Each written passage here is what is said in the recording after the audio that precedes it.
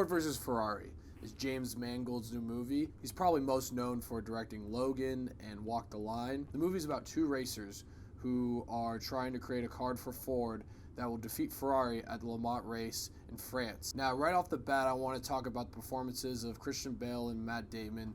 They are so good in this movie. This is probably the best chemistry I've seen on camera all year. They never miss a beat with each other. They feed off each other's energy and dialogue perfectly. They're very funny, and you really buy their friendship. And that's what carries the movie, is their friendship and their chemistry. Matt Damon plays Carroll Shelby. He is a retired racer who used to be really good. He is like a nice guy. He's kind of a mediator, but he still doesn't take no for an answer. He doesn't take anyone's shit. But he was really good in this movie. But I gotta talk about Christian Bale. Christian Bale is insane. I can't believe that this is what he looks like now, and this is what he looked like in his last movie, which was Vice, where he played Dick Cheney. I mean, Christian Bale, you are a crazy person. You are insane, but in a good way. I don't know how he does these crazy body transformations. He was in The Machinist, and he weighed less than 100 pounds, I think. And then a year later, he plays Batman, and he has to get totally yoked. I don't get it. I cannot give you enough credit for what you do, how you pull this stuff off. I understand how hard that must be. And not only doing that, he plays every role perfectly. He's so good as Ken Miles in this movie. Ken Miles is this guy who's just like Carroll Shelby. He doesn't take anyone's shit, but he is a dick about it, though. He does not care if you don't like him. He knows he's the best, and he'll let his driving and his knowledge of cars do the talking for itself. Now, for the movie, for the most part, it doesn't have as much racing as I thought it was going to be. And you might think that's a bad thing, but it's actually a really good thing. A lot of this movie is developing the chemistry between Matt Damon and Christian Bale and their whole crew. Everyone in this movie is really good. The team members in this Ford crew, even the dickhead executives are really good in this movie. Like, they're total assholes, but they play them really well. But a lot of this movie is building upon each scene.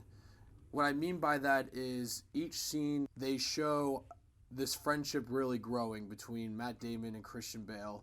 They show you different things about cars that I'm not really a handy person. I'm not a mechanic. I'm not good at that shit at all. But the movie keeps you invested with little gizmos and stuff that goes in the cars. They don't overcomplicate it so that you're lost. They keep it pretty simple so you understand what's going on and what they're doing. Then they show you little hints of why racing is so dangerous. Also, what they build up is really how impossible this task is to take down Ferrari. A lot of the movie really isn't beating Ferrari. It's Matt Damon, Christian Bale trying to convince Ford to let them do what they want, and these Ford executives are just being assholes. So I mean, really, the movie could be called Ford versus Ford, or Jason Bourne and Batman versus Ford, or whatever. So building upon that chemistry and the implications of how dangerous racing is, and showing how impossible of a task it is to take down Ferrari. When the races go down, they are very intense. You are very invested, and they are so well done. It's one of the best racing sequences I've seen in a movie in a very long time. To be honest, thinking about the continuity of how this was shot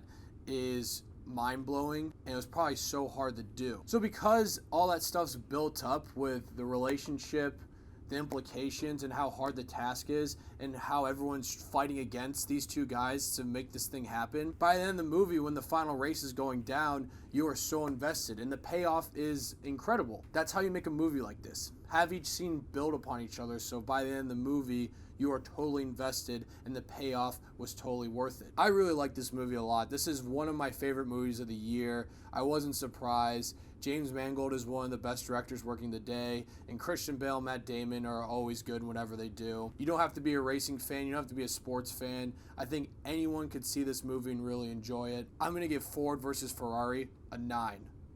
This has been a great stretch of movies at the end of the year. I mean, I started this channel around the time Joker came out, and I think every movie I've reviewed has gotten at least an 8. Well, except for Terminator Dark Fate.